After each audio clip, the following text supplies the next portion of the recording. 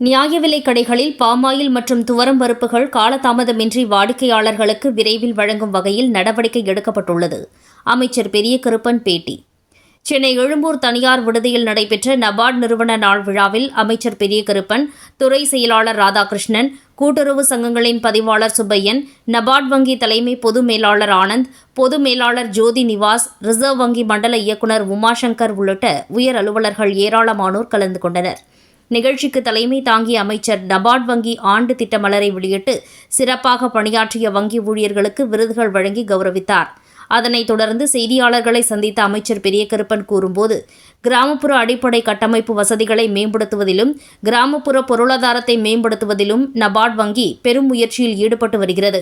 நியாய விலைக் கடைகளில் பாமாயில் மற்றும் பருப்பு உள்ளிட்ட தானிய வகைகளை காலதாமதம் இன்றி வாடிக்கையாளர்களுக்கு விரைவில் வழங்கும் வகையில் நடவடிக்கை எடுக்கப்பட்டுள்ளது. கூட்டுறவு வங்கிக் கடன் மற்றும் வரவு செலவு திட்டத்தில் இந்த ஆண்டு 1,00,000 கோடி அளவுக்கு இலக்கு நிர்ணயிக்கப்பட்டுள்ளது. இந்த ஆண்டு நிர்ணயிக்கப்பட்ட இலக்கு எட்டப்படும் என்றார். முன்னதாக மேடையில் பேசிய கூட்டுறவுத்துறை செயலாளர் ராதாகிருஷ்ணன், உடலுக்கு உயிர் எப்படி இருக்கிறதோ அதேபோல பல்வேறு அமைப்புகளை வலுப்படுத்துகிற பொறுப்பை நபார்டு ஏற்றுள்ளது. அனைத்து திட்டங்களிலும் தமிழ்நாடு முன்னோடியாக இருக்கிறது. முன்னதாக மேடையில் பேசிய அமைச்சர் பெரியகருப்பன், நபார்டு மூலமாக கிராமப்புற பொருளாதார முன்னேற்றம் மற்றும் பழங்குடியின மக்களின் வாழ்க்கையிலும் வியத்தகு மாற்றங்கள் ஏற்பட்டிருக்கின்றன. ஒரு நாட்டின் வளர்ச்சியை மேம்படுகிறது. அதன்படி கிராமப்புற சாலைகள், பாலங்கள், ஏர்பாசன வசதிகள், பள்ளி மற்றும் கல்லூரியில் கட்டிடங்கள், பழங்குடியின மக்களுக்கான தங்கும் விடுதிகள், கால்நடை மருத்துவமனைகள் போன்ற திட்டங்களை நிறைவேற்ற நபார்டு வங்கி தமிழக அரசுக்கு இதுவரை ரூபாய் 36,000 கோடி வழங்கியுள்ளது என்பதை அறிந்து தான் பெருமையும் பெரும் மகிழ்ச்சியும் அடைவதாகவும், தமிழகம் இந்தியாவின் 2வது பெரிய பொருளாதாரம் கொண்ட மாநிலமாக விளங்குகிறது.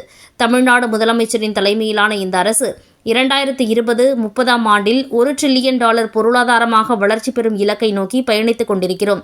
அதற்குரிய தெளிவான வியூகங்கள் வகுக்கப்பட்டுள்ளன.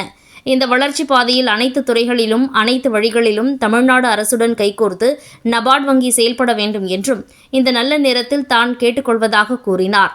தமிழ்நாட்டின் பிற மாவட்டங்களுக்கு தேவையான அனைத்து வகையான உட்கட்டமைப்பை உருவாக்குவதன் மூலம் சென்னையில் நெரிசலை குறைப்பது தமிழக அரசின் தொலைநோக்கு பார்வையில் முக்கிய கூறுகளில் ஒன்றாகும். இது தொடர்பாக இணைந்து பணியாற்றுவது குறித்த அனைத்து சாத்தியங்களையும் நபார்டு வங்கியினை நான் கேட்டுக்கொள்கிறேன். உழவர் உற்பத்தியாளர் நிறுவனங்களில் FPOS வணிகம் மாதிரிகளை ஏற்படுத்தி விவசாயிகளின் வருமானத்தை நபார்டு வங்கி அதிகரிக்க செய்கிறது. இதன் மூலம் இளைய தலைமுறைக்கு வேலைவாய்ப்புகள் மற்றும் தொழில் முனையும் வாய்ப்புகளை உருவாக்குகிறார்.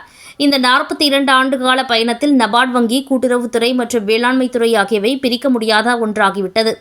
மாறிவரும் பொருளாதாரம், சூழல், பருவநிலை மாற்றம் ஆகியவற்றால் விவசாயிகள், குறிப்பாக சிறு குறு விவசாயிகள் கிராமப்புற பகுதிகளில் அதிக அளவில் பாதிக்கப்படும் நிலையில் அவர்களுக்கு நபார்டு வங்கி தேவையான நிவாரணத்தை வழங்கி வருகிறது.